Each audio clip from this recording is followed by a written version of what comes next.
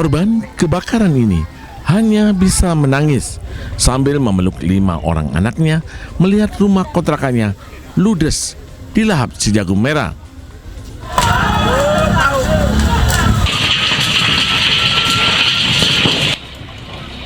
Beruntung mereka selamat, namun barang-barangnya hangus terbakar, termasuk ijazah sekolah 3 anaknya. Kebakaran ini juga menghanguskan rumah petak semi permanen dan 2 kedai kopi di Jalan Pemda, Pangkalan Kerinci, Riau. Api diduga dari konsleting listrik dari dapur kedai kopi yang cepat membesar hingga menghanguskan 15 unit rumah yang terbuat dari material kayu. Warga beramai-ramai berupaya memadamkan api dengan alat seadanya dengan menggunakan ember dan panci. Yang selamat barang-barang apa aja nih, Bu?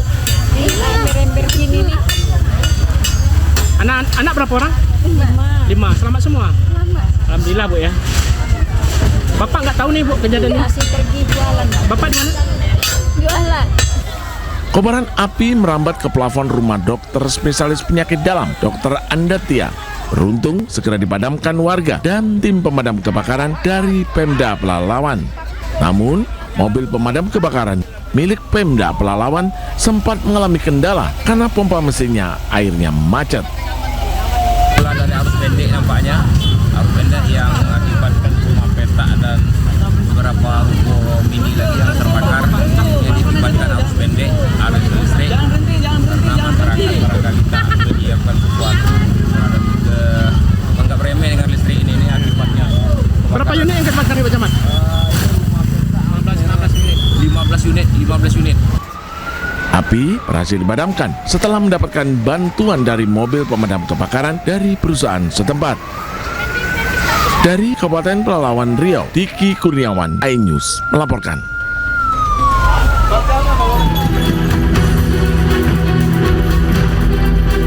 Tawuran massa terjadi di Kota Larantuka, Kabupaten Flores Timur, NTT. 2 kelompok saling serang dengan melempar batu.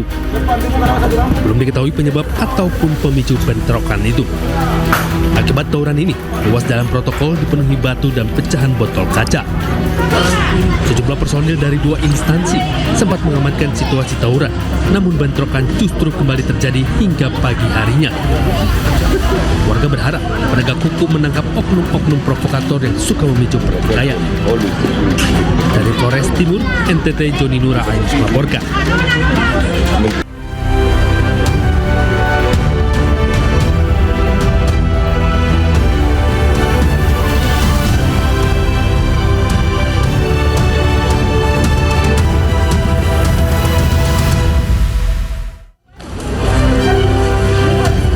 Pembunuh anak politisi PKS Kota Cilegon, Banten ditangkap saat akan mencuri di rumah mewah milik mantan anggota DPRD Cilegon, Rosyudin Sayur.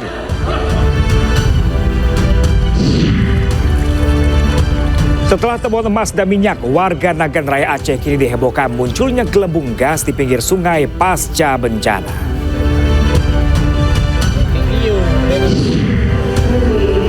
Puncak arus balik libur tahun baru, puluhan ribu penumpang tiba di stasiun Pasar Senen, Jakarta.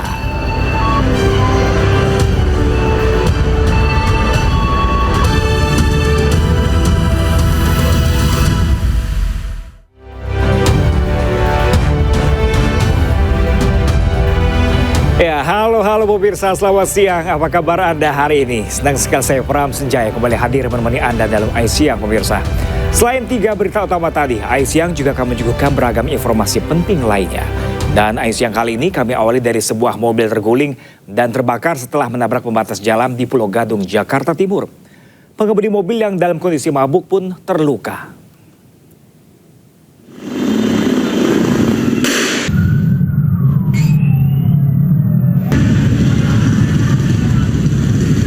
Sebuah minibus terbakar di Jalan Ahmad Yani, Pulau Gadung, Jakarta Timur, Minggu dini hari. Peristiwa bermula saat mobil melaju kencang dari arah Kelapa Gading menuju Cawang.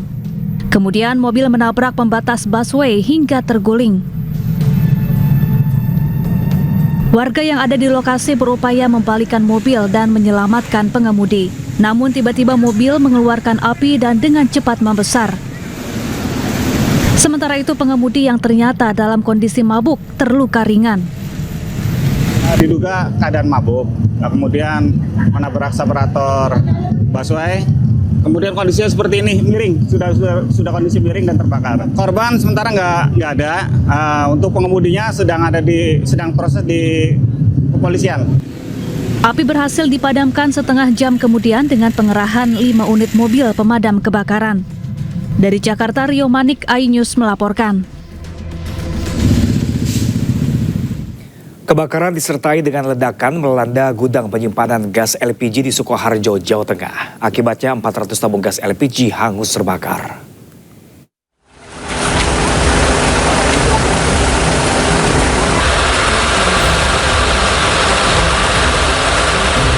Inilah situasi saat kebakaran melanda sebuah gudang penyimpanan gas LPG di Jalan Gawogata, Kabupaten Sukoharjo, Jawa Tengah pada Sabtu malam. Petugas keamanan gudang dan warga langsung meminta bantuan kepada polsek setempat dan petugas damkar untuk memadamkan api.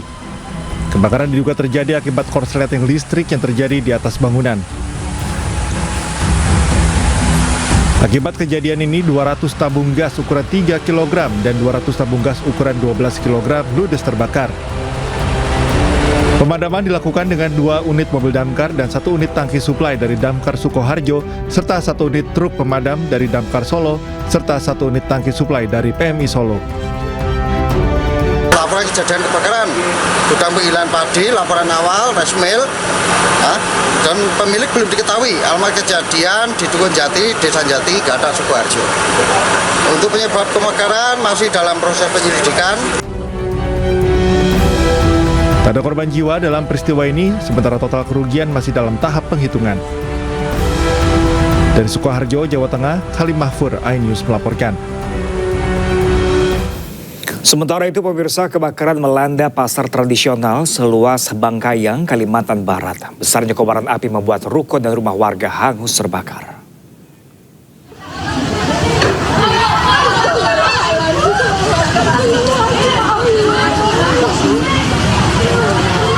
Kobaran api melalap pasar tradisional di Kabupaten Bengkayang. Kobaran api dan tiupan angin membuat api cepat membesar dan merambat ke bangunan di terminal seluas. Asap hitam yang tebal membuat warga panik, berlarian menjauh dari lokasi kebakaran. Petugas pemadam kebakaran dibantu relawan bahu-membahu berusaha memadamkan api. Tidak ada korban, jumlah kerugian pun masih didata petugas.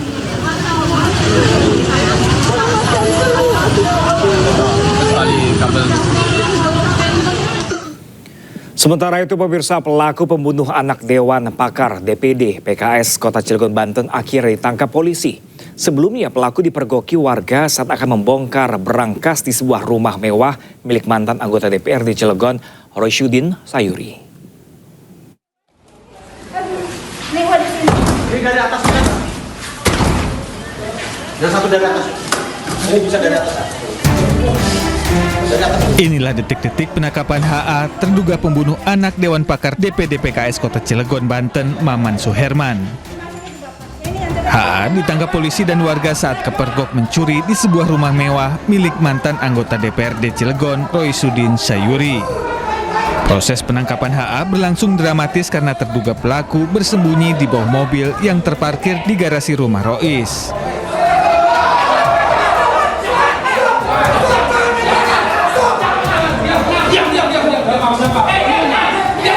Setelah ditangkap polisi, pelaku pembunuhan ini nyaris babak belur dihajar massa. Sebelumnya, warga Palembang, Sumatera Selatan ini hendak membobol berangkas di rumah yang terletak di lingkungan Pabuaran, Kelurahan Ciwedus, Kota Cilegon. Setelah diperiksa petugas, pelaku mengaku telah membunuh Muhammad Axel Harman Miller, anak Dewan Pakar DPD PKS Kota Cilegon, yang ditemukan tewas berlumuran darah di rumah mewahnya pada 16 Desember 2025 lalu. Spesialis curi rumah, curat ya, pencurian dengan pemberatan rumah yang dianggap kosong. Dan sasarannya rumah-rumah yang bagus. Ada kemungkinan tersangka lain bertambah, Bang? Nggak ada ya. Aduh, God. Sudah, sementara itu ya. Siap, berarti ada kemungkinan motifnya memang pencurian ya? Ya. Hingga saat ini polisi masih melakukan pendalaman untuk mencari petunjuk lain yang berkaitan dengan kasus tersebut. Dari Serang, Banten, Mahesa Apriyadi, iNews melaporkan. Sebelumnya pemirsa, pembunuhan bocah SD anak politisi PKS di rumahnya menggegerkan warga Cilegon, Banten pertengahan Desember lalu. Sadis, korban tewas dengan 22 luka di bagian tubuh.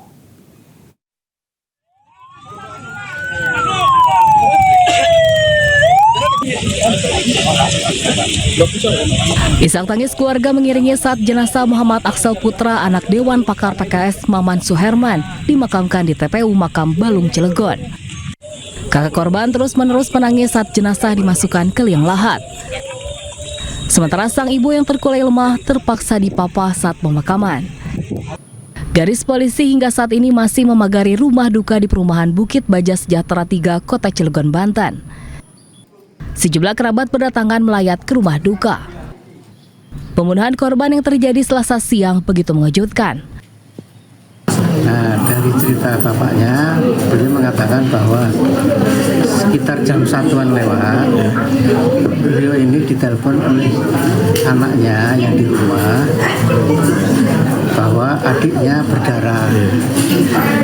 Akhirnya Pak Maman ini pulang, sampai di rumah benar adiknya berdarah, makanya langsung dibawa ke rumah sakit Sejahtera. Nah, dari situ ternyata meninggalnya apakah di jalan atau di rumah sakit Sejahtera, dokter ya yang tahu ya. Wakil Bupati Serang yang juga Ketua DPW PKS Provinsi Banten, Muhammad Najib Hamas, berharap polisi mengusut tuntas kasus pembunuhan ini dan menangkap pelakunya. Kita menyerahkan ke pihak kepolisian supaya tidak ada intervensi apapun. Tapi kita doakan semoga semuanya lancar dan pelakunya ditemukan dan diberi hukuman sesuai dengan ketentuan.